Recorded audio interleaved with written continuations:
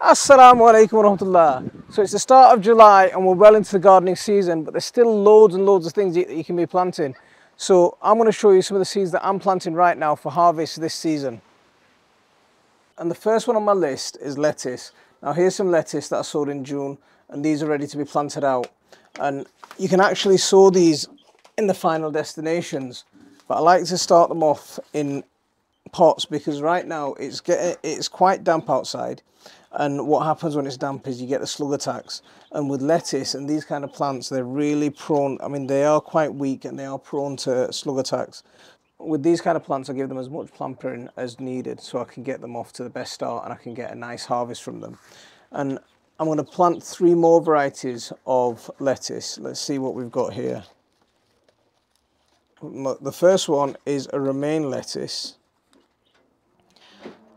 Romaine lettuces are a really nice hearting lettuce, but they don't form massive hearts, so they're really easy. I mean, one of the things that can happen in a backyard setting, especially if you're not using loads of pesticides, with lettuces like iceberg, you can end up with slugs in the middle. So that's what, but with romaines, because they don't get as big, it's very easy to prevent that kind of thing. The risk is not as big because they're growing that much faster. And sprinkle the seeds out as evenly as possible across the surface. So that's a white romaine, like the ones that you typically get in the shops. And here's a red romaine that I'm planting. So same kind of plant, but the colour is going to be a lot prettier. And it's going to look really nice as well when you're planting the the white romaines and the red romaines together in your little planters. Get them firmed in. Just touch them down, firm them down so you get good soil contact. So the last variety of lettuce that I'm going for is called Winter Density, and this is a real good one that'll last a little bit longer into winter. So it's a little bit hardier than the others. I mean, they're all quite hardy. You treat them as cut and come again, and you'll get lots of harvests over the course of you get loads of harvests well into the middle of winter.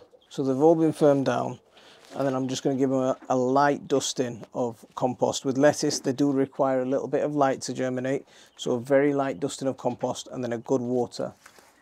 Make sure that they are really soaked down. You don't need to sow these in a greenhouse right now.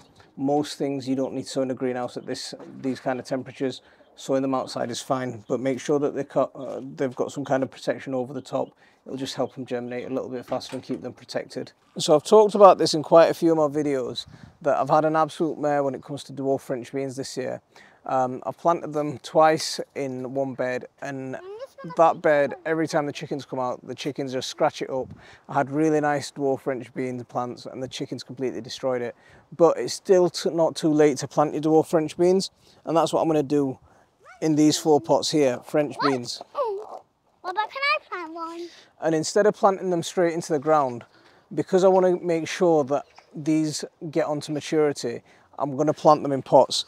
And I'm down to my last 4 seeds. Look, this is how close I'm cutting it this year with my dwarf French beans. I'm down to my last 4 seeds, and yeah, let's get these in.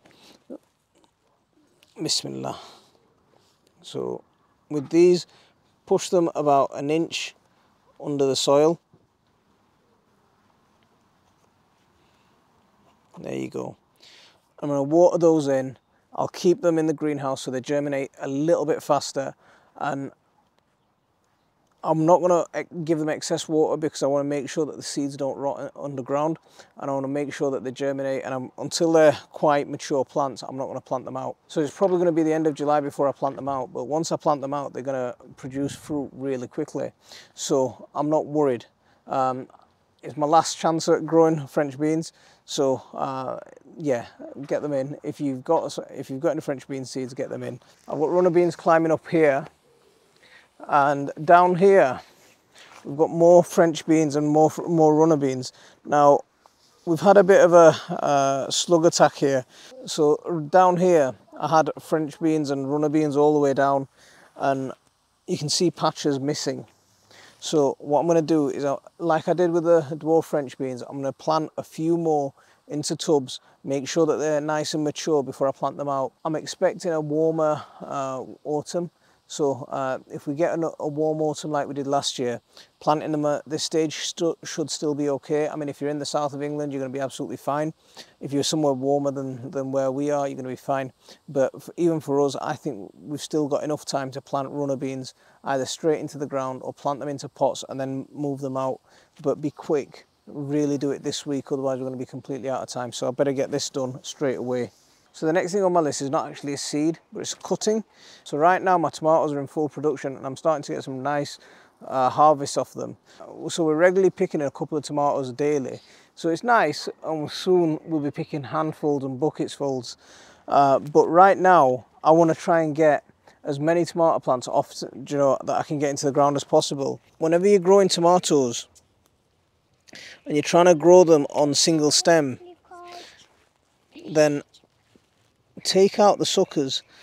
Now this is actually a bush variety of tomato, so I'm not taking out many suckers, but what I just did was I trimmed back the bottom the bottom branches. I want as much airflow around the base of the plant as possible, and that way what will happen is you won't get soil splashback and you won't get as many diseases. So if you look at the shape of my tomato plants, generally there's very little at the very bottom, and it's not until you get up to the plant where there's no suckers, then you've got trusses, and then you've got the tomato plants just being woven up a bamboo cane. With these suckers, they're really easy to propagate. With the conditions at the minute, the weather conditions at the minute right now, you could just stick that into the ground directly outside and you'll get a fresh tomato plant. If you want to be a little bit more careful and you want to propagate it in a more controlled environment, just take a pot full of compost, stick it into a pot full of compost, make sure that everything's clean at the bottom of the plant, and give that a good solid water. Within about a week, that's going to be ready to plant out. With the conditions at the moment, it's not going to take much encouragement at all for them to get established. And here's a tray full of suckers that are propagated in exactly the same way. And you can even see flowers.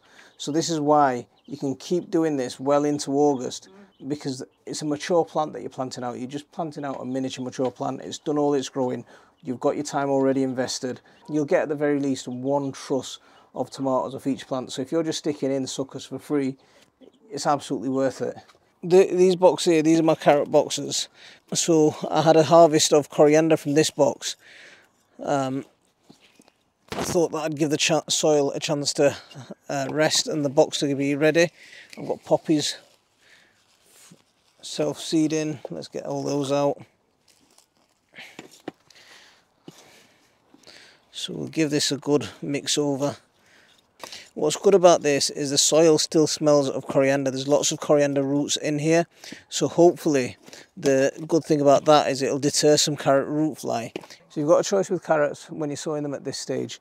You can sow something like Amsterdam Forcing and you can try and get a quick early to mature crop, or you can go for something like Autumn King, which are a main crop variety that you can harvest well into winter.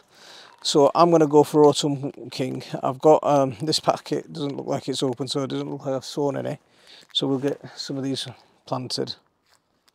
Just like you're sprinkling salt and pepper on your chips. Just get loads planted. So just be careful when you're thinning these out, because you're going to be thinning them out at a time when there's going to still be a lot of carrot root fly about. So yeah, you want to be careful with that. But hopefully I've left a few roots of coriander in here and it's got a different smell.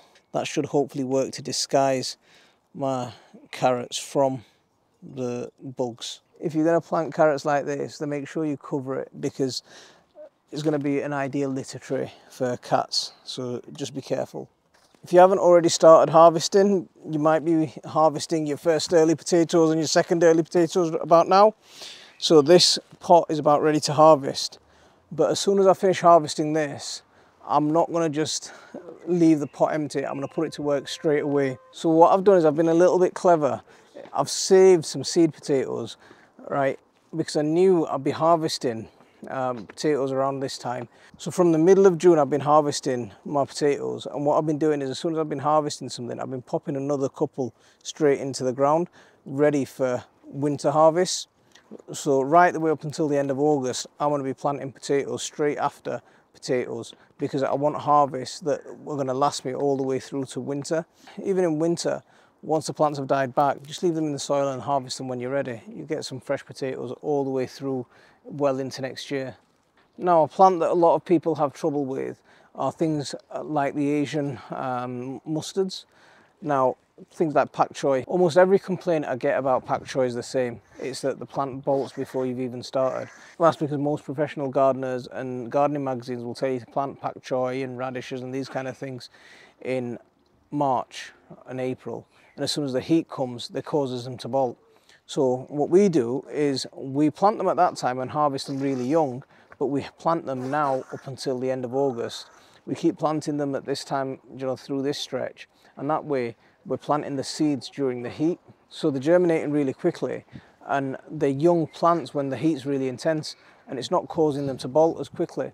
So they're not maturing until after the heat's over, so they put on some good growth, and then as they're starting to bulb up and they're starting to put on their major growth, it's starting to cool down and they can relax a little bit, and you get that harvest all the way to maturity of the plant, and they're not bolting like crazy.